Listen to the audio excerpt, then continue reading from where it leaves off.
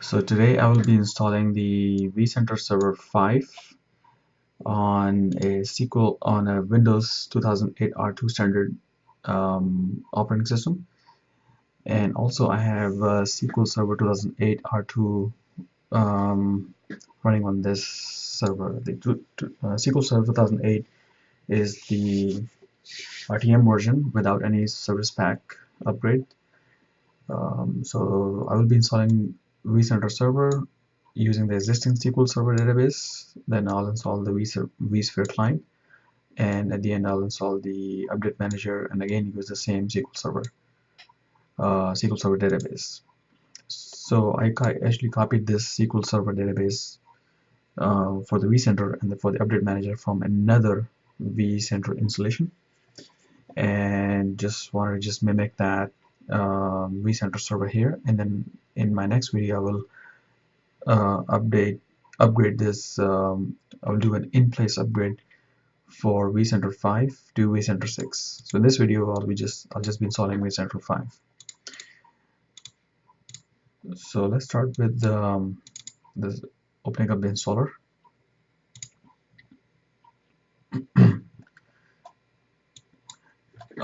So before I do that,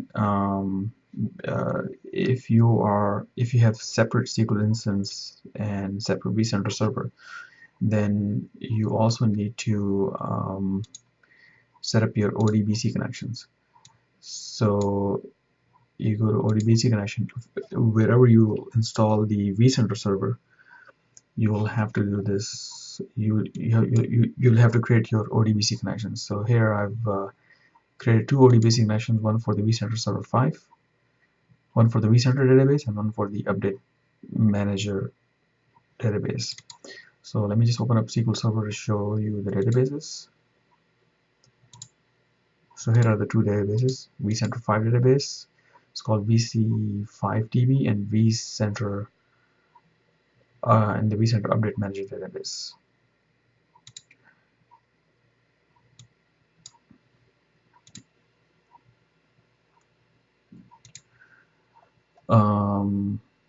So the way you create your ODBC is you basically go to add, and I chose the native client. So I'm just going to cancel this and just show you the configuration, how I had configured it. Use the SQL Server name wherever you have your SQL database installed. So in this case, the server that I'm installing vCenter is the same server where I have the SQL Server installed. So that's why I'm using the same name, vCenter 5. And hit next. I'm just using the Windows authentication, but if you have a SQL on another box, you can use the service account, an AD service account, or an SA password.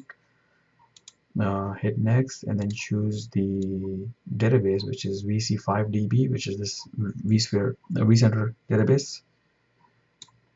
In my case, but in your case, you will have a different name. And then hit finish, and just check the connection.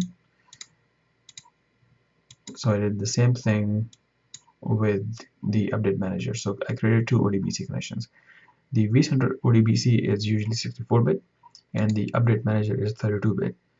So 32-bit ODBC on Windows 2008 box is under syswow 64 folder, and you can type ODBC AD32 for 32-bit ODBC connection. 64-bit is usually just type in ODBC, and then you'll find that.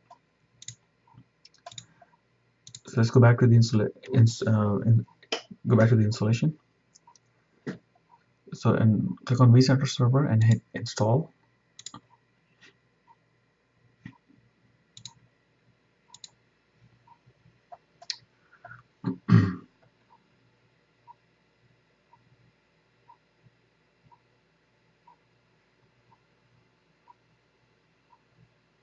And also make sure that you have your prereqs installed.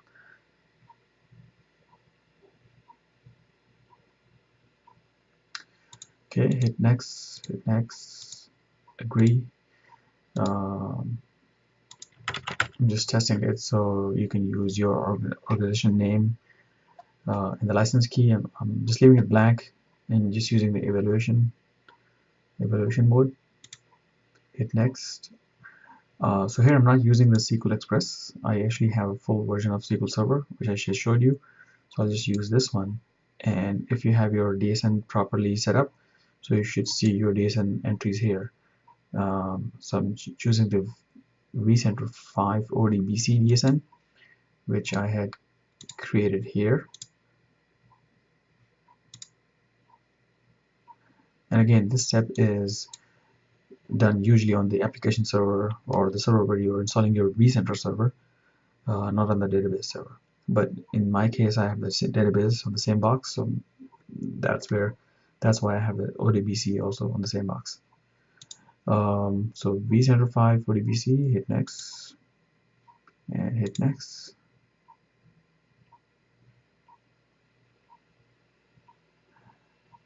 So it's telling me to, if I want to overwrite my database, and just hit no, you don't want to overwrite. Sometimes you may get some sort of a JDBC error. So in that case, you need to go to your SQL Server Configuration Manager and go to the network config under protocols.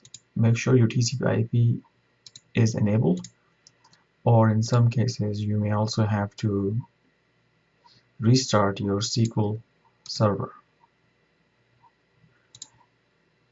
and that JDBC error will go away. In my case, I did not see that error. So do not overwrite, and it's asking me for the account password. Okay, so I'm going to run it under the system, under the local system account.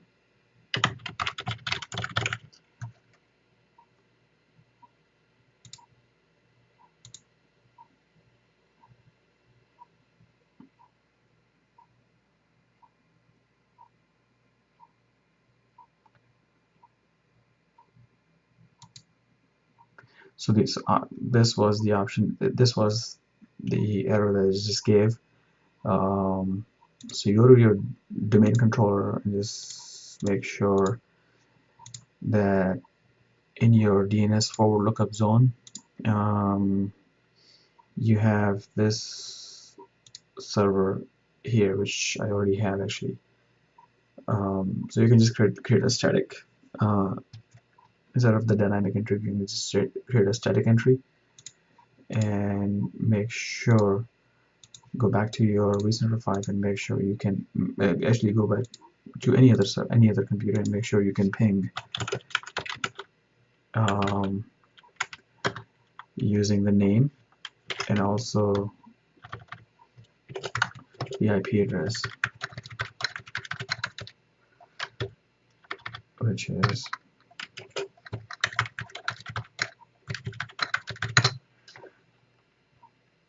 so I'll just ignore that error. So this is where the installation will go. This is where the inventory service will go. So I'll just keep it same defaults. You can change it if you need to, but it's not really necessary. Hit next.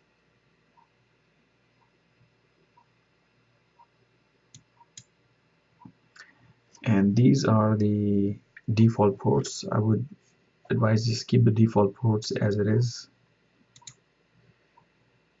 HTTP again, these ports, just keep the same ports. I'm just going to choose this for a smaller instance. This is just the RAM or memory requirement. I actually have 8 gig. I gave 8 gig to this server, so I have more than enough.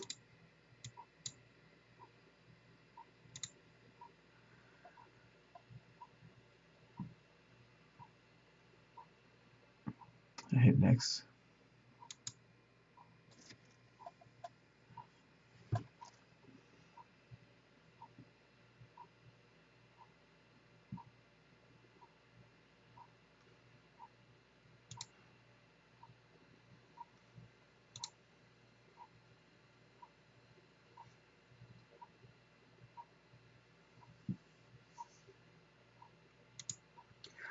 I'm just gonna pause this video for a second, for a few minutes or seconds until this operation completes.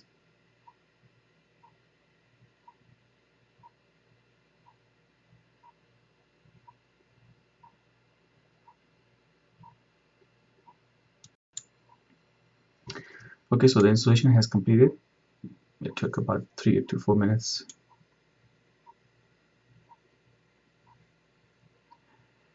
Okay, so the next step is to install the vSphere client.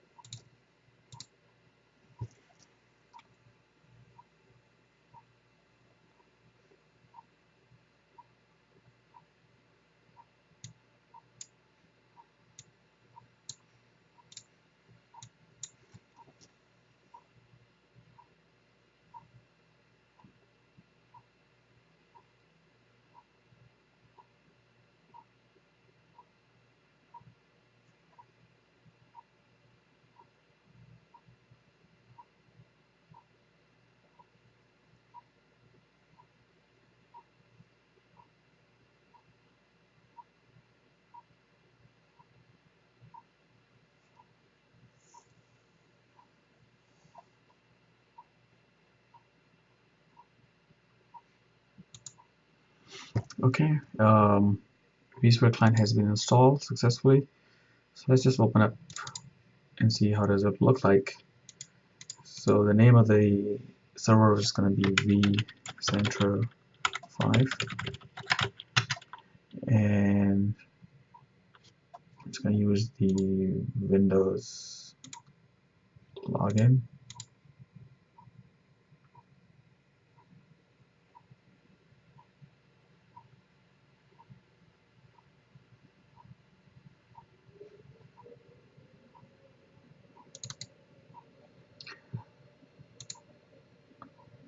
So there it is. I do see this was the name of the vCenter server from where I had taken the database off from, and these are some of the servers. I can see it here. The servers are all grayed out because of course they're not connected, but once you're ready, then you can just right click and start connecting all the hosts.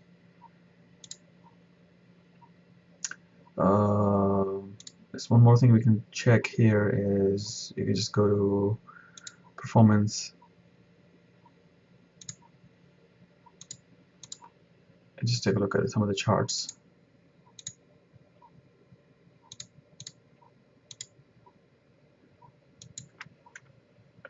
Okay.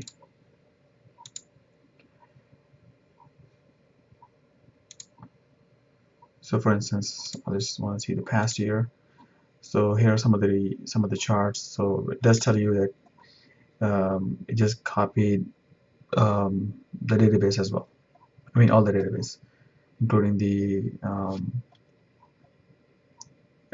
including all the history of your performance. So let's just close this, and the next step is to install the update manager. I'll just skip the web client. It's pretty straightforward. I'll just go ahead and jump directly to the update manager. So hit install.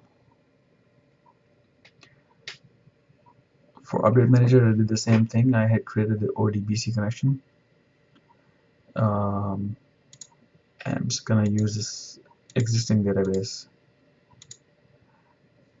So I'll uncheck this option to download the updates, but you can just keep it on.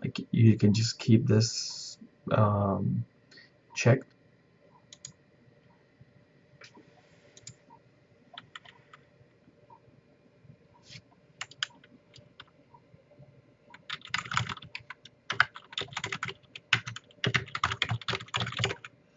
So here you can use any. This is for the. This is how you can connect to the vCenter server.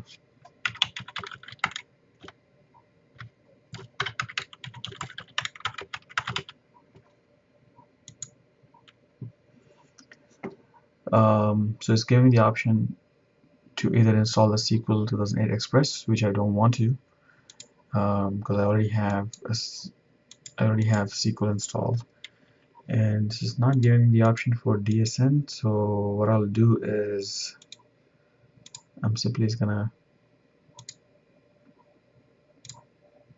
grab the name and paste it here. Does it exist? So 32-bit. Okay, so it's looking for a 32-bit ODBC. So for that, we need to go to syswow folder, ODBC 32,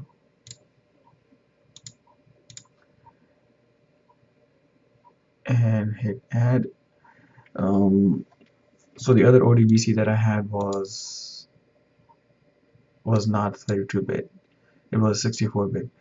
In 2008, you need to go to C, Windows, and syswow folder, and right-click and run this file as an admin, and create the 32-bit ODBC connection here. So I'm just going to use the last one, which is the SQL native client, and the server name, or the SQL server name. Since the SQL is on the same box, I'm going to use the same name, vCenter, and I'm just going to give it 32-bit ODBC for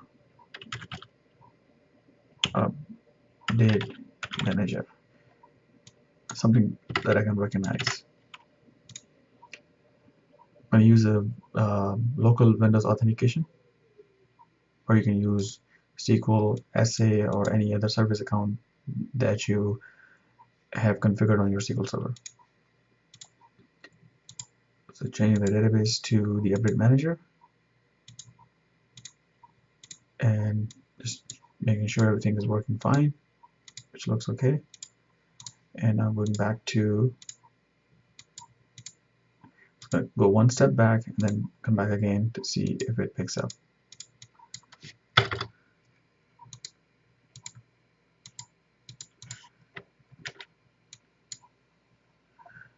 So this is the DSN.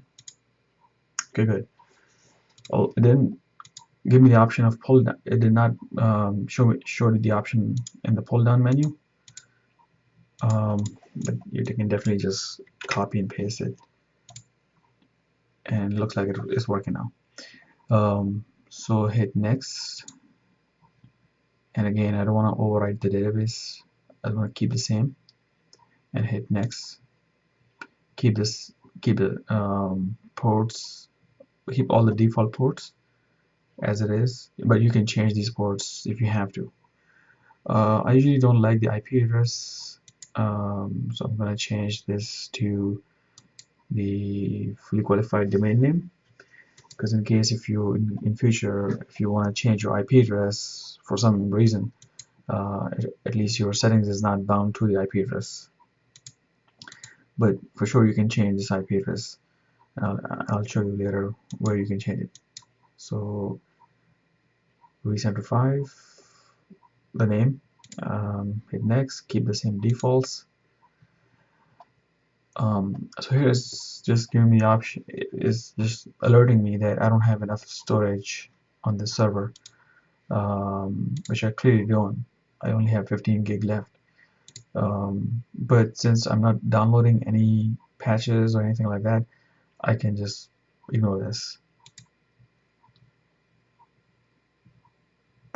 and hit install.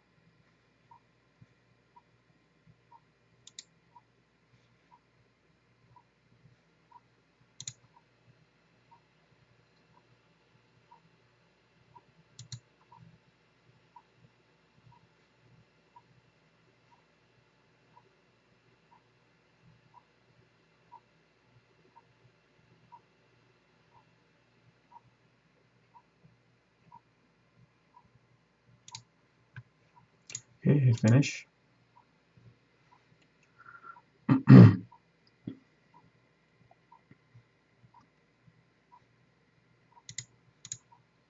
And go back to the vCenter vSphere client.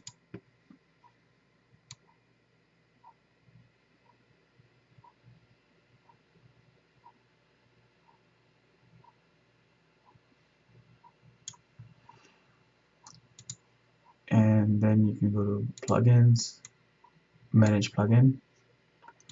So here you can see that if you go to home, you don't see any update manager here. You don't see any icon for that.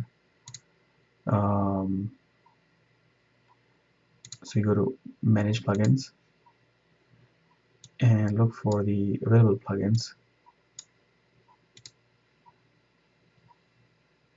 and there it is, VMware vSphere Update Manager plugin. You can click on download, hit run,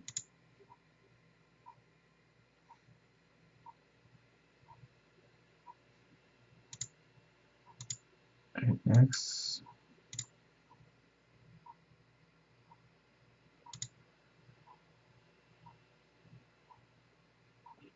I'm just going to install the certificate and ignore it. So as soon as I did that, you just saw that here it is. That's the icon for the update manager. Again, it's under home and update manager, and these are all. So all of these settings, all of these previous baselines that I had in the other vSphere installation, vCenter installation, are here.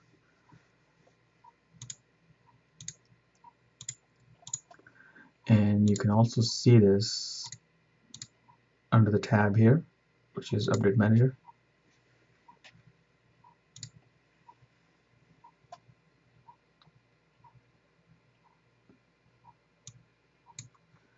So that's about it. In the next video, you'll see how how can I do the in-place upgrade to update the vCenter 5 to vCenter 6. I will also be upgrading the SQL Server database from 2008